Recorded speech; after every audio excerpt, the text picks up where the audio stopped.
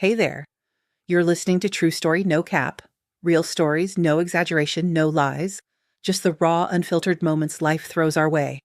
Relax, lean back, and let's get started.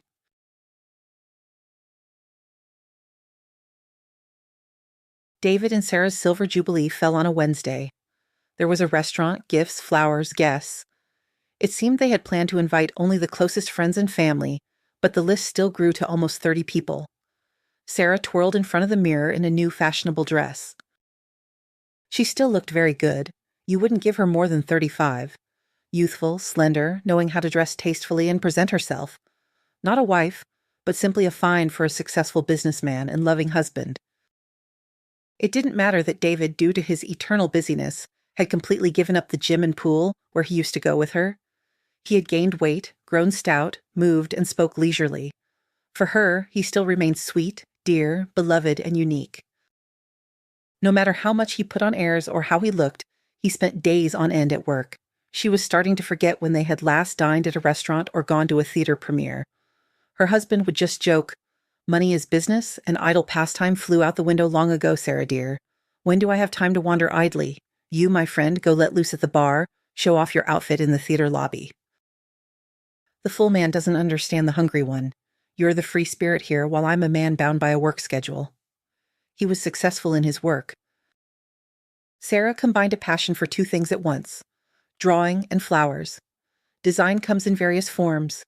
Sarah's creations on paper and on the ground were always dedicated to one thing: flowering plants. For this reason, she often worked in tandem with her friend Kathy.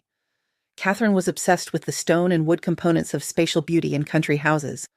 Sarah, on the other hand, added tenderness to them. After her involvement, all sorts of bridges, gazebos, fountains, and arches turned into exotic flower gardens. She knew how to combine seemingly incompatible substances. She teased her husband, "My tin man, my blacksmith, my steel knight." The explanation for these nicknames was simple. He was involved in the primary processing of metals. In her imagination, he made some rough blanks from molten liquid mass, which later became raw material for mechanical engineering. She never ventured into these industrial wilds. Her father, in his time, became a metallurgist and then, in a way unknown to her, headed a metallurgical company. And that was fine. Why would she bother her head with all that? Her mother, however, couldn't stand it, divorced Sarah's father, and moved to the ends of the earth with a new husband. The daughter took after her with her inclination for creative impulses. Her mother was always writing poetry, and here was Praeuralia, the mistress of the Copper Mountain ore. Technology and lyricism don't quite fit together. One must run while a similarly elevated poet calls them away. And a teenage girl with such a hammer-like father wouldn't be lost. She'd grow up to be a person.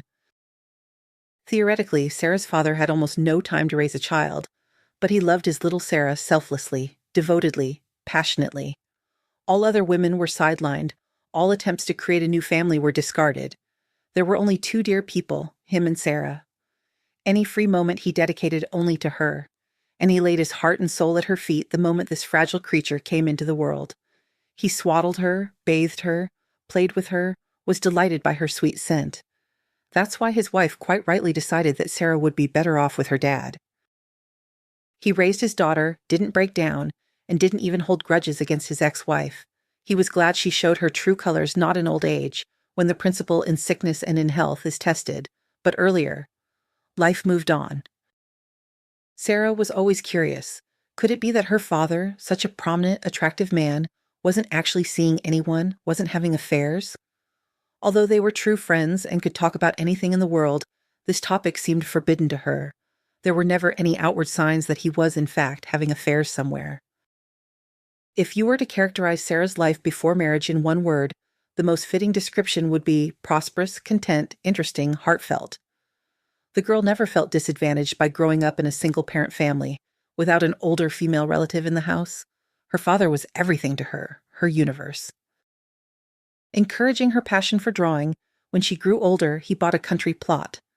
There, his daughter experimented to her heart's content with lawns, flower beds, and flowers. Let her amuse herself. It's a perfectly nice and not foolish occupation for a woman, he thought.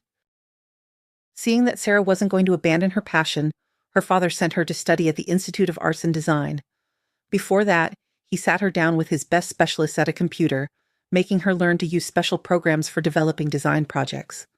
This skill later not only came in handy for Sarah in her studies, but also got her married. And no jokes, that's how it was. In the beginning, Sarah was still getting settled. She and her father hadn't rented an apartment for her yet, and she lived in the Institute dormitory for a while. She handled computer matters at an internet cafe a couple of blocks from the dorm. She would come, get the largest cup of cappuccino, a plate of oatmeal cookies, and dive headfirst into her latest idea. She would arrange different types of not yet living flowers across the area of a hypothetical site. Several dormitories were located nearby, including those of the Technical University.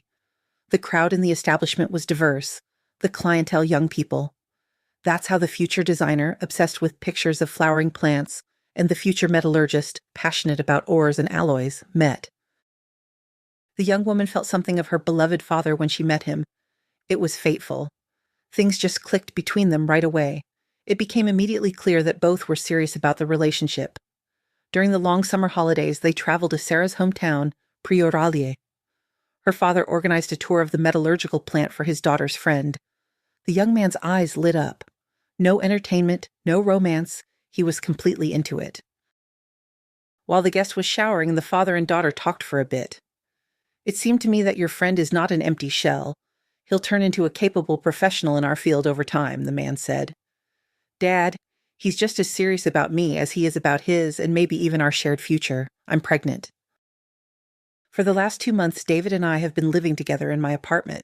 He doesn't know this news yet. It was important to me what you would say," Sarah confessed. "What can I say, daughter? I wouldn't want my grandson or granddaughter to grow up in a single-parent family as you did. You shouldn't delay talking to David. The fact that you are both only 19 is not bad. You will still be quite young when your child is on their feet. You'll have time to be with him and to live your lives when he grows up. For now, I will help you both materially and spiritually. I will support all your endeavors in Zarachensk so that you can both continue your studies. I will hire domestic help for you, a nanny for the baby and a housekeeper.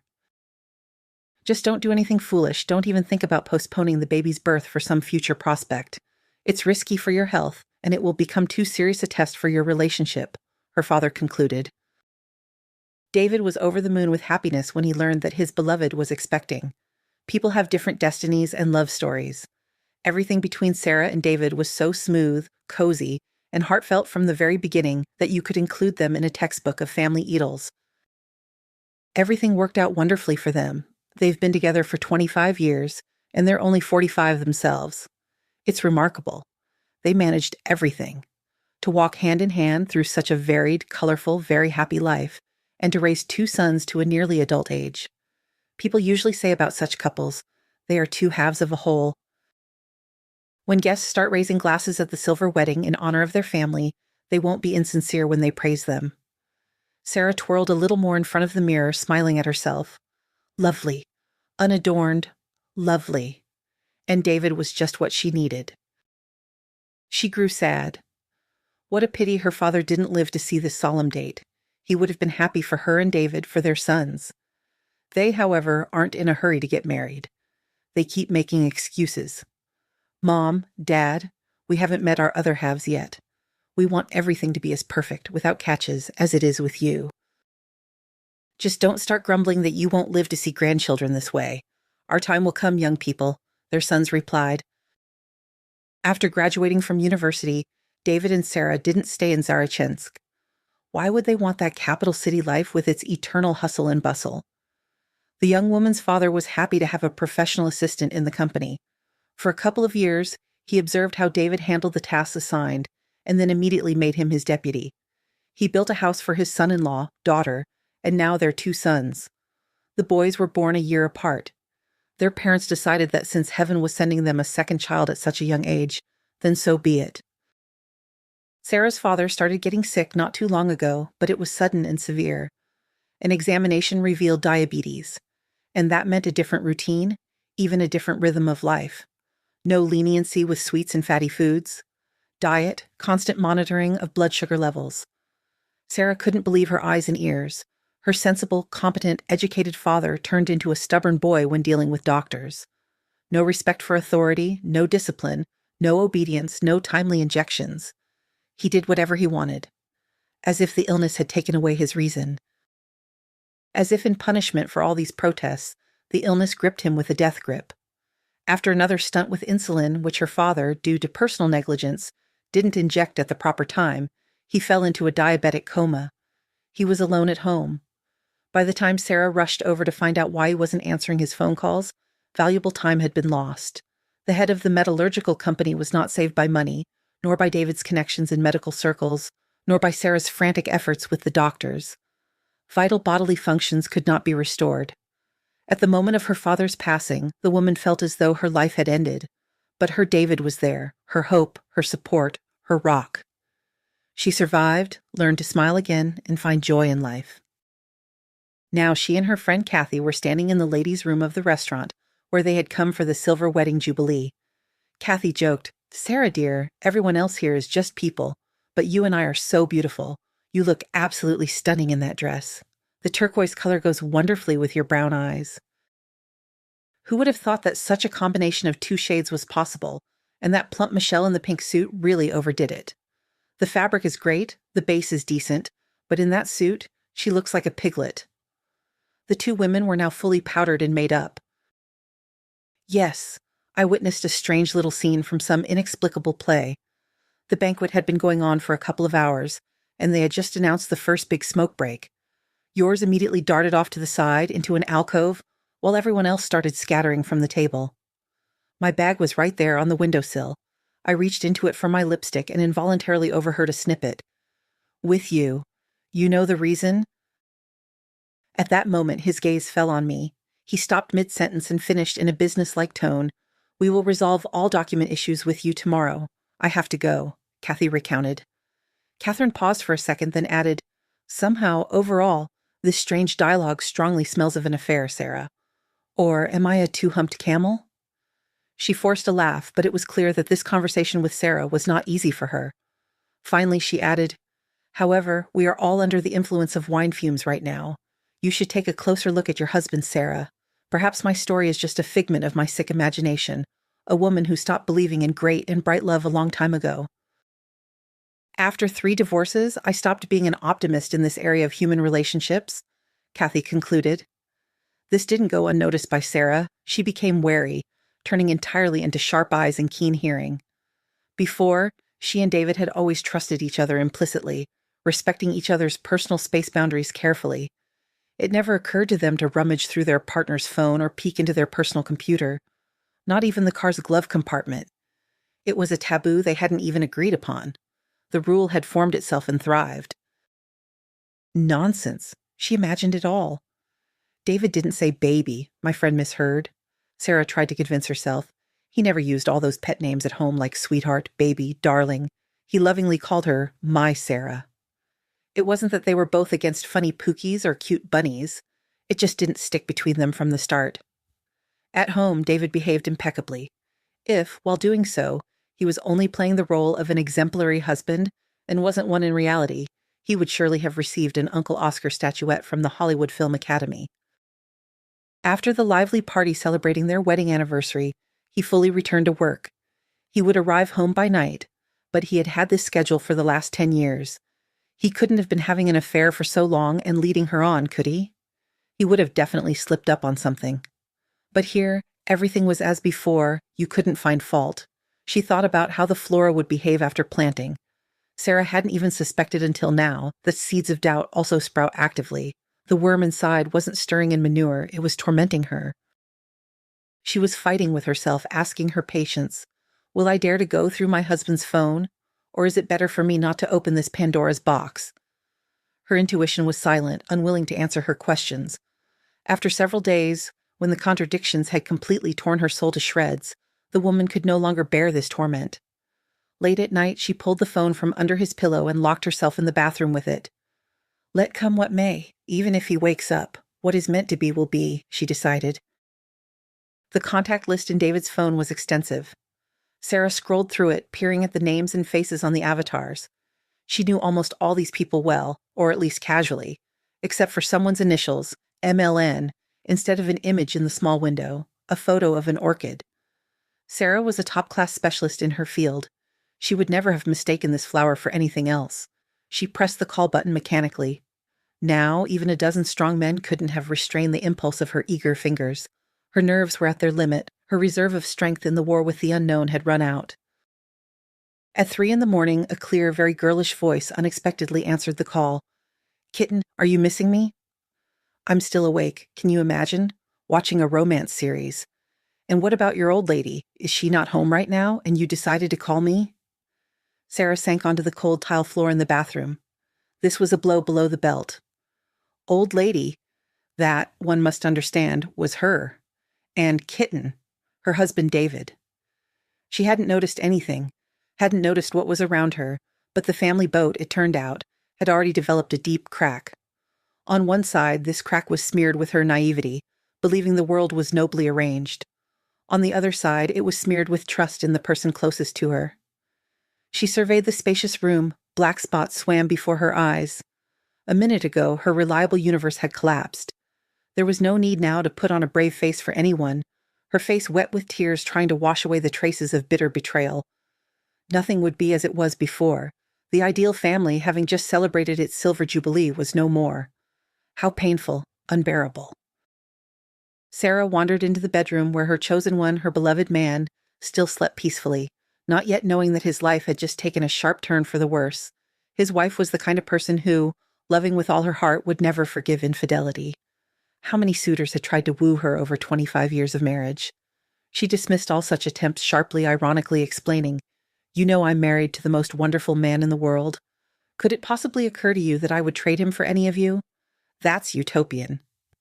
She lay down next to her husband with great difficulty. The hurt was endless, the wound bleeding too much. Now he was repulsive to her. A thought persistently gnawed at her mind. I wonder whose idea it was to give me the nickname Old Lady. Did David come up with it, or his paramour? Oh, what did it matter? She didn't know how old the owner of such a clear voice was. Her husband surely didn't find this obviously young treasure in a kindergarten. Sarah remembered how at Kathy's birthday party she had introduced them to David with her latest young lover. How much her husband had then fumed on the way home. "No, Sarah, please explain to me. A big age difference between a man and a woman is a disaster. What is there to talk about? How can you spend leisure time together?" Amanda had then spent a long time calming her agitated husband. And now? It turns out all his assurances were untrue. An axiom she once encountered in a movie. Never say never. How can we know how we will behave in a particular situation? So why make vows in advance? Confusion, fragments of thoughts and memories. Sarah felt as though she was slowly losing her mind from this insane torrent of internal deliberations. She moved even further away from David. Although she loved waking up in his embrace so much, she would scold, "Bear, you'll break me in half someday." But his hugs, it seemed, only made her stronger. "My signature pies, look, David, soon you won't even fit through the doorway." And he would smile back contentedly, pull her towards him again, bury his nose in her shoulder, and growl, "How I love the scent of your herbal shampoo, patroness of Flora. Or do you mix some potion into it to keep me always enchanted by you?" This scene between them happened quite recently, on Wednesday morning, the day of the Silver Jubilee. It turns out that her straying kitten was lying. He wanted her to remain in blissful ignorance. Why? What were his goals? Sarah had no answers to these questions. Michelle wrinkled her nose in displeasure. What were these late-night calls from David? Maybe his wife had suddenly woken up after all and interrupted their conversation. He had never bothered her at such a late hour before. It was clear he really missed her. She made herself a sausage sandwich. The young woman returned to the television. Her lover often criticized her for leading a disorderly lifestyle. During the day, she liked to sleep for a long, long time, and at night she stayed awake. She would roll her eyes languidly and argue, for the umpteenth time, "But you yourself made me quit, saying that my main role now is to be your girlfriend, your beloved woman. You take care of everything else. And what kind of job is that? Junior commander over senior janitors? That miserable office of the Municipal Services Department? Those grumpy old pensioners constantly coming to find out why they were charged such utility fees. The salary is peanuts, and it's arguments and scandals all day long. I am so happy that my knight freed his lady love from this nightmare. She knew how to convince David of anything. She was wonderfully beautiful, young and fresh, never in a bad mood, brimming with ideas. Next to her, he felt like something amazing. His wife didn't compare at all. David was dying of passion. He was ready for anything when he was with her, especially when she would suddenly start looking at him with an appraising gaze and then deliver her verdict. My God, how handsome you are. Would anyone say you're already 45? I wouldn't give you more than 30. You're very youthful, my love. It's truly a miracle.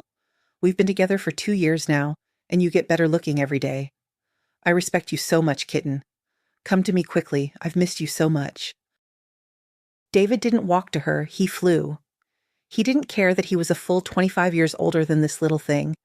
She couldn't have been deceiving him so skillfully for so long. She was truly in love, and her feelings only grew stronger with every meeting. Shouldn't he, having commanded a huge team for a couple of decades, be able to understand people? They met by chance, on a bus.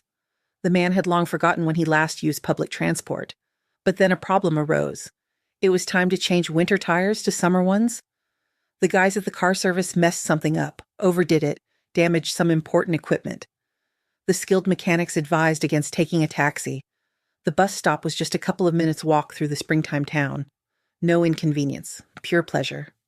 Later, David often thought that on the day of their first meeting with Michelle, the stars had aligned magically, facilitating it in every way. That it was a sign that Michelle was his woman. He absolutely did not want to think that he had been mistaken before. His whole life with his wife now seemed like a rehearsal for the real love of his life. Michelle on the bus then, smiling condescendingly, gave up her seat to some very old lady. She moved to the back platform, where David was standing with his business briefcase in his right hand. The girl was not foolish in worldly matters. She immediately understood that this expensively dressed man felt like a black sheep among his peers on the bus. When a couple soon vacated 2 seats in the back, she decided to help the gentleman adapt to the unfamiliar environment. She invited him to take the seat next to her. Based on this, they struck up a conversation. Both still had a considerable distance to travel to their destination. The young helper captivated him with just a few phrases. You don't seem very comfortable on this bus? It's written all over your face that you deserve only a comfortable seat in a luxury car. And what else is written on my face, young lady? David laughed at her compliment. The age difference between us isn't that big, the girl countered. You look 30 at most, and I just turned 18. We can almost be considered people of the same generation. Now, David wasn't exactly an idiot, but this thinly veiled lie struck his male heart dead center. Twilight had completely fallen outside the bus windows by the time his seatmate in the back was getting off. He asked to walk her to the dormitory. Michelle was learning the intricacies of working in municipal services at a training center.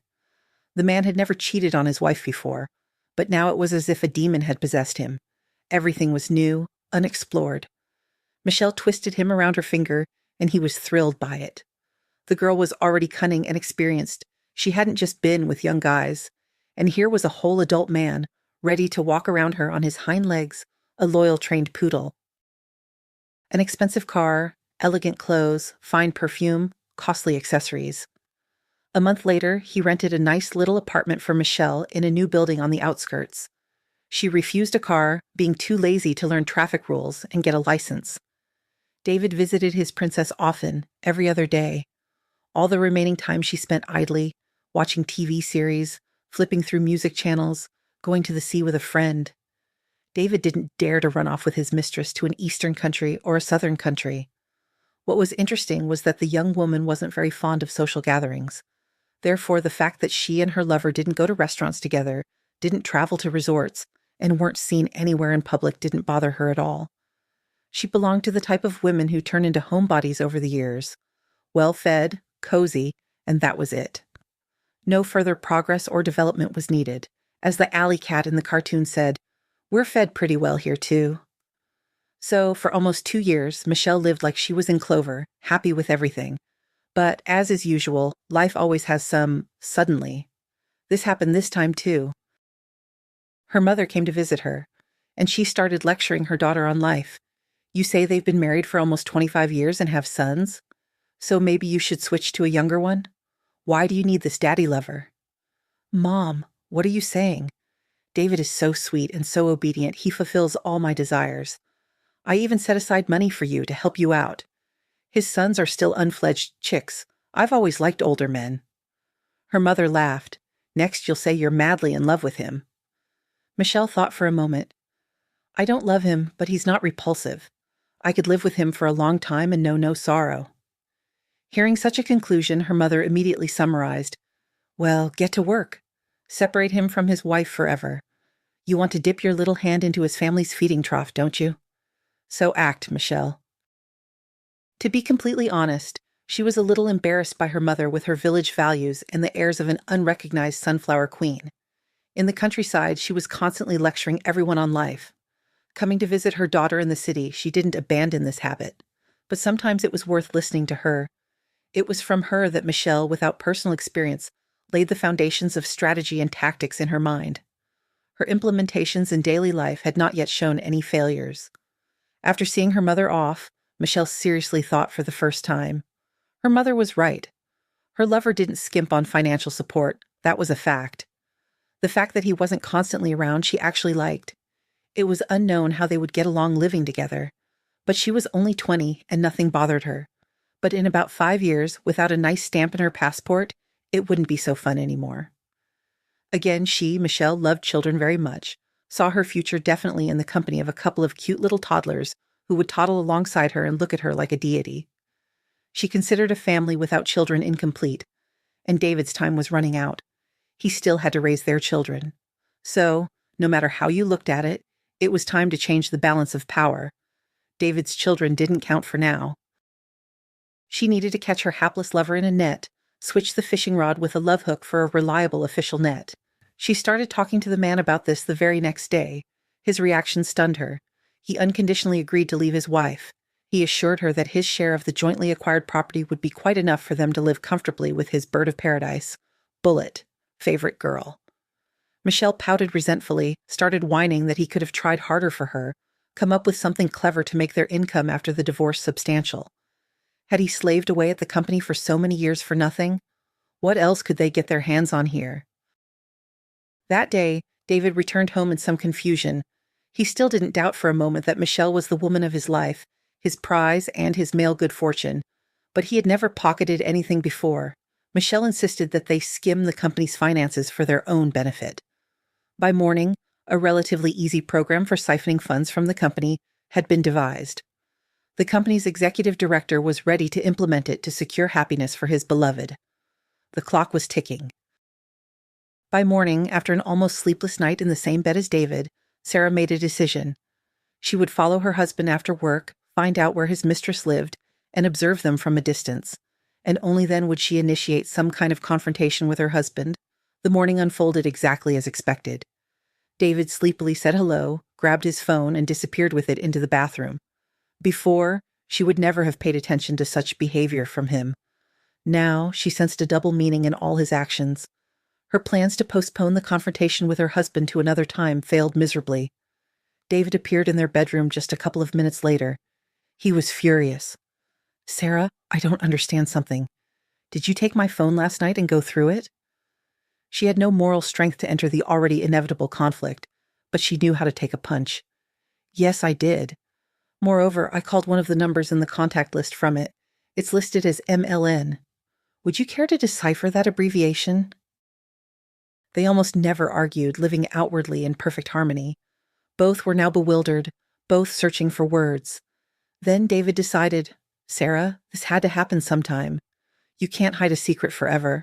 I fell in love with someone else. Wife, neither you nor I are to blame for this. I can't help it. My passion for her is stronger than me. It's hotter than anything we had. Believe me, I didn't want to hurt you," he finished. The woman was silent. What was there to say? Argue? Shout? Beg him to stay with her and leave the other woman? It was absurd. She didn't know what to say back to him. Inside there was such emptiness, as if her heart had been taken out and trampled before her eyes. Just yesterday, they were listening to beautiful toasts in their honor, and today the old lady and the kitten found themselves on opposite banks of the river called life. Sarah cleared her throat. For some reason, she desperately wanted to ask this specific question. Why does this girlfriend of yours call me old lady? Was that your idea? Sarah, she and I have an indecent age difference, but that doesn't hinder true love, David replied. Sarah raised her eyebrows in surprise. Wow! Her husband was habitually sharing his news and feelings with her. This was the final chord in the requiem for the demise of their family. Her patience ran out. A volcano raged inside, hurt and misunderstanding festered. Anyone around but not her and David, she thought to herself. Even the pile of beautifully wrapped gifts lying on the table in the living room hadn't been opened yet. Silver boxes, bright ribbons, vases with her favorite flowers throughout the house. How could she reconcile all these gifts in bitter disappointment? How could she live on without her beloved man? Sarah tried to probe her heart with the misfortune, to settle a new reality within it. What did she feel towards David now? She couldn't answer that question for herself. What was happening seemed like a terrible dream. She would wake up now, and it would all be over. She had just thought that this very minute, after David left for work, she would indeed put on her nightgown, pull the blanket over her head, and sleep off this sleepless night. But the intercom at the gate rang. The screen showed some young woman with a brightly made-up face. When asked what she wanted, she briskly replied that her name was Michelle, and they needed to talk. Sarah had not expected such a move from her husband's mistress. Pressing the button on the device, the model-like young woman launched into battle from the doorstep. David has already told me everything. You've had your explanation. There's nothing more to hide. And why are you looking at me like that? Yes, it happens. Men leave their wives for the women they love. It's all natural. The words immediately came to Sarah's mind. He who betrays once will betray again. And to what does his old lady wife owe your visit?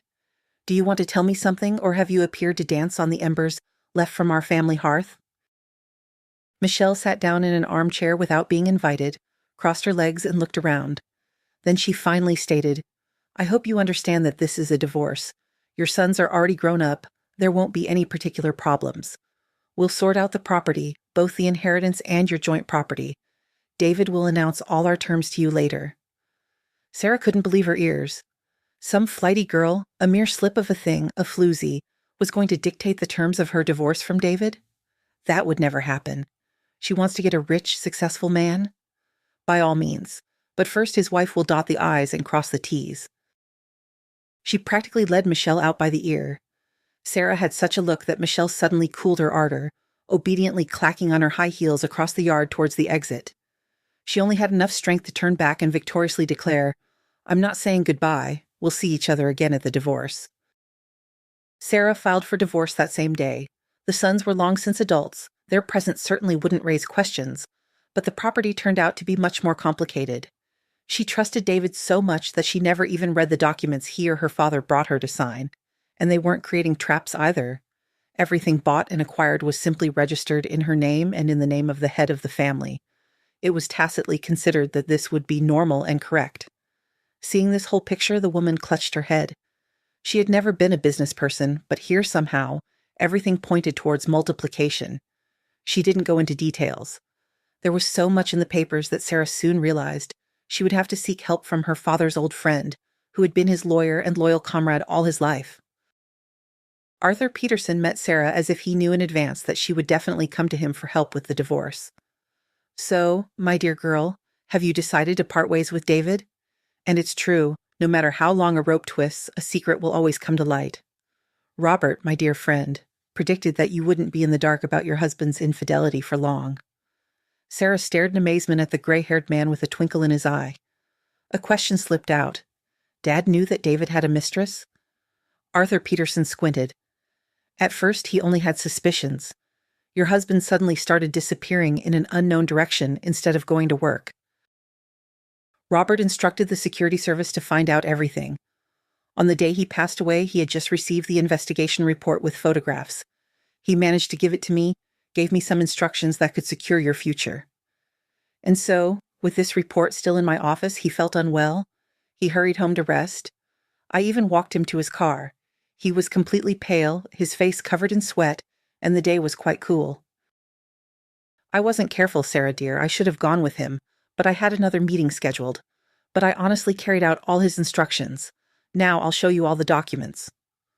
A couple of minutes later, the lawyer laid out several folders before her. She opened the first one and was stunned. Inside was a document titled Will with Condition. The woman began to study it carefully. There was nothing in the papers concerning the property she and David had received and used after Sarah's father's death. It concerned completely different things. A villa on the south coast, a house in the mountain region, 2 apartments in Zarechensk, a dacha on the south bank. The woman reread the clause, which stated, "This will is to be read only if his daughter decides to file for divorce."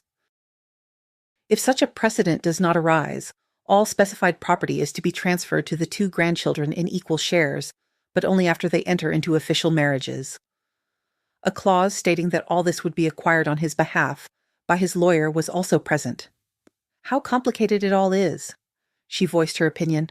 Why did Dad arrange all this? Not complicated, but wise. Arthur Peterson stated clearly. You were always so smitten with your husband, your union seemed so strong that even hints of slight cracks were fantastical. The house is solid, cars are in the garage, the dacha is full of your flower beds if you want some fresh air. The boys also have everything they need for now. Apartments, cars, money and accounts. Robert always said about you that he couldn't fathom why you were such a non-materialistic person. You flutter over your lawns like a carefree moth. To wrap someone like you around your finger is a piece of cake. Only no one is given to understand that worldly goods are truly of no concern to you. You have a roof over your head and food on the table, loved ones nearby. You are happy. You wouldn't fight anyone for a piece of their pie. Can you stand up for yourself financially? Or would you even want to? Don't take it amiss. I flew down, checked, everything is in place. I was satisfied. But I didn't bother you for a while, as my dear friend instructed. I did everything as he commanded. I presented these papers only when you truly decided to divorce David. So you would have something like a spare oxygen tank for a diver, or a substantial nest egg for a rainy day. Sarah, you should also order an accounting and audit check of your father's company. The controlling stake in the company belongs to you. Your husband only has 20% in the company. All these young mistresses, they are predators, they behave like toothed sharks. Sensing prey, they try to get everything, along with the lover, into their greedy paws. After the divorce, it would be good to find out the true state of affairs in the metallurgical enterprise, which is under the supervision of your husband David. It's unlikely to be without a court case, the lawyer added. It was already clear that Sarah's husband and his mistress would fight for every penny and every inch of land when it came to real estate. As the French say, in war as in war. Sarah was ready for any battle. She even stopped whimpering inside. Something inside her had frozen forever into a piece of ice that could no longer be melted. If someone had told David that for a pair of beautiful eyes, he would undermine the company inside and out, to which he had dedicated over 20 years, he would have spat in that person's face. But Michelle went wild. She wouldn't let him near her, wouldn't give sweet compliments if he reported that some process had slowed down. Never before would he have reported on something to a woman, but Michelle was his everything. Without her near, he breathed differently. He wasn't living, just waiting for the next meeting. He already found it difficult to get into bed with Sarah, constantly afraid of calling her by another name, but it was still too early to leave home. He needed to appease his wife. He needed to celebrate the silver wedding. He needed to be a good little husband. On the day he started his schemes at work, he set a deadline for how long he would be with his unloved wife and constantly dream of his beloved girl. Michelle nicknamed Sarah the aging old lady. After talking to his mistress at work, all David did now was expertly mock his subordinates behind their backs. He introduced a system of fines for the slightest offense. He yelled at a junior employee, and that one involuntarily, so as not to lose his bonus, himself bullied the lower-level staff. Recently, David, while inspecting the foundry workshops, even witnessed a characteristic scene. One of the steelworkers did something slightly wrong there, a trifle overall, just a delayed defect. The workshop foreman, not holding back on his language, cursed him out. The steelworker, wiping sweat from his brow, hissed through clenched teeth, "Go to hell, all of you. You've turned the plant into a poorhouse. What is this? Does everyone think they're an expert now?" Who's going to work, dear comrades' bosses? People were quitting the company in droves. The HR department was exhausted trying to preserve the core of the company, on which everything else depended. Rumors spread through the city that everything at the enterprise was going downhill fast, and this was in addition to David starting to siphon money from the accounts of his father-in-law's brainchild under plausible pretexts. He no longer knew what he was doing. He couldn't stop. His ultimate goal was to maximally reduce the value of the metallurgical plant's shares. He wanted then to buy the controlling stake from Sarah for next to nothing, or at least another 31% of the securities to add to his existing 20%. David soberly understood that after the planned divorce, his share of the jointly acquired property wouldn't be that large, and he wasn't completely a scoundrel. He wouldn't fail to share with his sons, whom he sincerely loved, wouldn't fail to ensure their secure future. What would remain for Michelle's greedy ambitions was almost nothing. Dust. But owning the plant, deciding the fate of the profit derived from it, that was a different matter. He would be able to quickly restore the damage he had inflicted on production, and would again be at the helm of a major industry giant. Sarah, at that moment still extremely far from the realities of metallurgy, was poring over another project.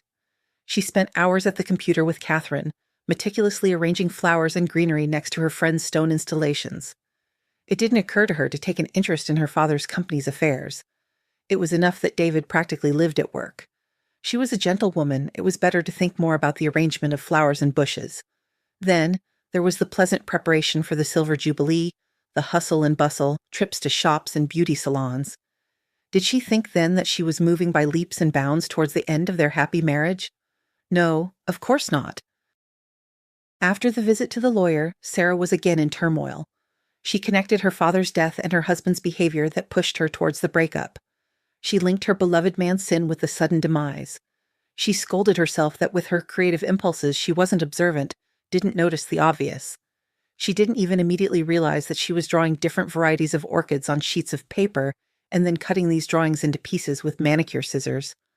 Only one thought kept circling in her head. I will never use this type of flower in my design projects again. An exquisite orchid can wound the soul with its hidden meaning. The orchid went and took my husband away from me. It's all a lie that beauty saves the world. Warmth and kindness save it. No one will be able to sway me on this. By evening of the day the family boat of David and Sarah capsized, both understood they couldn't be under the same roof. Sarah wandered through the huge house, thinking that she wouldn't be able to live here after the divorce. It was too painful to look around. The collection of family photos in beautiful frames everywhere was enough. Her eyes kept landing on the pictures, as if on purpose, but she had no desire to smash and break them. This was part of her sons. She would tell them about the upcoming changes, about a possible court hearing. Later, there would be time. She feared a harsh reaction, condemnation from her children, who might label their father a scoundrel and her, perhaps a failure, unable to keep the man she loved. She flipped through the pages of the past, again. Where was her mistake? A fatal coincidence, or was everything already fatally predetermined? Sarah thought warmly of her father once again. How upset he would be now, knowing about the inevitability of her separation from her husband. He seemed to respect David? Or was he just pretending to please her? Sarah suddenly remembered. Arthur Peterson had advised her to conduct an external audit of her father's company's affairs, and she hadn't done anything in that direction yet, and she didn't have the necessary connections in that field. She would have to turn to the omnipresent Catherine again, and at the same time tell her about the changes in her personal life. Her friend was probably burning with impatience already. Had Sarah managed to find out anything regarding David's strange conversation at the banquet? She called Kathy. An hour later, they were drinking wine in the garden gazebo, discussing the perfidy of the empty-headed Michelle, her greed and insolence. Sarah Peterson ordered that the results of the audit at the metallurgical plant not be announced for the time being. She already knew that David had turned out to be a scoundrel. Yes, Kathy, as usual, had pulled some strings. Her dear friend helped organize a total audit. He worked in the relevant authorities and helped prevent the case from proceeding until the court hearing, which had already been scheduled for the divorce. This was within his possible competence. Sarah was as calm as a boa constrictor. She was well prepared for the meeting with her husband and the new love of his life. Lawyer Arthur Peterson wasn't idle either. He meticulously sorted through all the papers left by his friend. In the process of this work, he smiled more than once. Oh, what a cunning fox my unforgettable Robert was. He had drawn up documents 100 times, property forms, an epic with documents. He had even slipped a prenuptial agreement to his son-in-law, and Sarah's signature was on it. He needed to call her right away, find out if she was aware that in case of proven infidelity on her husband's part, he loses all rights to all jointly acquired property. The lawyer pondered again. With your beloved, paradise is even in a hut. Only the beloved is unlikely to agree to a hut. Arthur Peterson was concerned that the prenuptial agreement or the clause in it concerning infidelity might be deemed void by the judge. The man would still get his seemingly legitimate half of the assets that belonged to him and Sarah. In the phone conversation, Sarah confidently confirmed that she was aware of the existence of the prenuptial agreement. When her father was preparing it with lawyers, she was so engrossed in a very interesting project on the coast that she signed the document on the go without reading it. She completely trusted her father and husband, who were present at the time.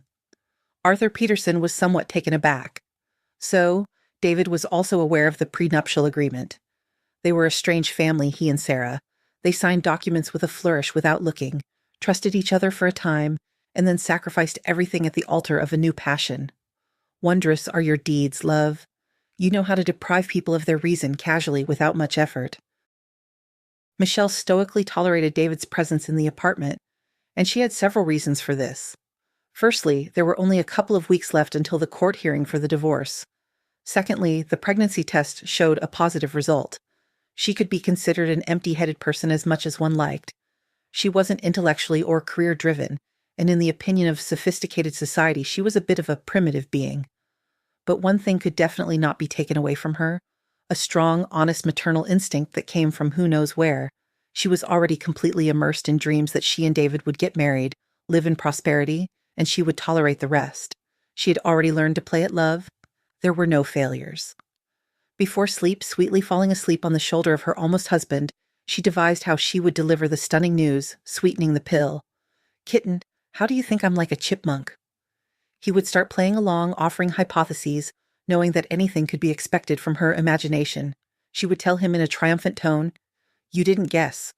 I'm a chipmunk because I also have my 2 stripes now on a pregnancy test. Darling, we're going to have a baby." She squeezed her eyes shut.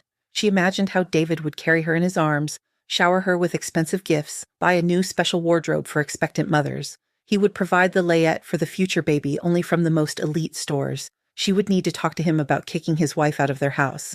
A complete family should move into these excellent chambers. It's not right for a baby to grow up in cramped conditions. Unsuspecting David, on the contrary, was praying to heaven that Michelle wouldn't get pregnant. He was already quite old. He could do without all these Kinder Surprise eggs. He already had 2 sons. That was quite enough to satisfy his paternal feelings. They were so good together, it would be better if he continued to cherish and pamper her. The man had no doubt whatsoever that the divorce case would end in his complete triumph. He knew that Sarah was a decent, kind-hearted person and would generously share all the benefits with him, even though he had effectively betrayed her. She must understand that love doesn't ask permission to arrive. She also had the metallurgical plant. He just needed to tell Michelle to behave properly during the proceedings. Sarah sat in the courtroom looking around at the full hall. Behind her, Catherine occasionally supported her, whispering her impressions in her ear. Next to her friend sat her friend from the service, silently waiting for the hour when he could give his subordinates the command attack. Judging by David's pleased face as he put his arm around Michelle's shoulders, he expected no surprises from the divorce from his wife. Sarah decided any such hearing is tedious. Even though the judge studies all the materials in advance, questions inevitably arise later, and so it was now. First, the court agenda was announced, then all involved parties were introduced to those present. David even thought it was completely unclear why all this circus with some pomp was necessary. But then Arthur Peterson took the floor. He informed the court that in preparing the documents, a number of additional circumstances had come to light. He placed copies of the papers before the head of the court proceedings, asking permission to clarify certain points. He read everything to the judge, the public, and all interested parties: the prenuptial agreement, the will with special conditions and clauses. At the end of his speech, he added that regarding David, there were also questions from the competent authorities after a conducted secret accounting audit. At these words, the judge nodded understandingly. David's world collapsed. After hearing everything, Michelle clutched his sleeve, whispering hotly, "I don't understand. We won't get anything. We'll be left with nothing. I'm pregnant, David." Her lover looked at her with uncomprehending, somehow glassy eyes. While the court withdrew for deliberation on the divorce, Catherine's friend, sitting at a distance, mockingly showed him a toy, an ironic keychain shaped like tiny handcuffs. David understood the hint at first glance. He quieted down. Suddenly, he didn't care that after separating from Sarah, he would be left with nothing, while his wife would become 100 times richer. He would clearly be going to prison for a long time. He'd be lucky if he wasn't arrested right there in the courtroom. Sarah won, and he suffered a complete fiasco. Michelle, sitting next to him, kept buzzing and buzzing, accusing him of all mortal sins. And he supposed maybe this young girl had never loved him. She loved his money, yes. She was happy with gifts, that was a fact. Most likely, she flattered him to achieve her goal. David flinched. Did Michelle say something about pregnancy? Or did he mishear? That was all he needed right now, to be left without money even for diapers. And would she even wait for him for several years? He glanced at his princess, whose heart was admiring the manicure she had specifically gotten for court yesterday. Amazing carefree attitude and the habit of him taking care of everything. Had she already forgotten everything she had just heard? Did she think the judge would now announce the decision? Everything would fall into place, and she would leave the courtroom a rich young lady? David barely listened to what the judge was reading out to the hall, and to him and Sarah first and foremost. He only understood that after the divorce and property division, he was indeed left with practically nothing. Michelle remained in speechless infancy. She understood that this wasn't even a court decision, it was a verdict against all her hopes. Only one thought was pounding in Michelle's head now. No matter how things turn out, I won't get rid of the baby now. Even if David has big problems, I can and will do everything myself for the future baby. She didn't voice her intentions aloud. Yes, perhaps no one, seeing her pretty face and shapely figure, would have thought she took the topic of motherhood so seriously. Sometimes what seems empty is only seemingly empty. Sarah left the courtroom satisfied. She already knew that David would be arrested tomorrow on charges of large-scale fraud. Did she feel sorry for him and Michelle? It was strange, but she did. Sarah was not a vengeful person. She just wanted justice. Even her heart had stopped aching so much. She wanted to return to her design sketches, drown in flowers, forget everything, but not to seek revenge anymore. For a second, it even seemed to her that the statue of Themis standing in the corner suddenly removed her blindfold and winked at her, approving her thoughts. And she also remembered Arthur Peterson's favorite phrase, "The law is harsh, but it is the law." Sarah and Kathy sat in the garden, sipping red wine and chatting. On the nearby lawn, the grown-up grandchildren were bustling about in the grass. Kathy, as was her custom, grumbled, "Sarah, dear, I understand, of course, that your dacha on the South Bank is huge and you're bored there alone. I approve of you bringing your grandchildren here for the whole summer. But why are you also dragging Michelle's daughter to stay with you? That's starting to smell of absurdity." Sarah raised her eyes to her friend, squinted, and adjusted the cloth band on her head. "Kathy, Michelle is now a mother and a wife to David. She travels to the prison to visit him, sends parcels, brings packages. I didn't think all this would surprise me so much. It won't hurt me. My sons and their families live in complete prosperity. What more could one wish for from this life, Kathy? Everything turned out as it did. It's just a pity that David decided to show his character. He was rude, impudent to the authorities in the colony there. To miss the chance for early parole? Sometimes I think I didn't know my husband well. I was always floating under creative clouds, while he was treading on sinful earth. Michelle was able to see, to recognize something else in him. And not a decoy.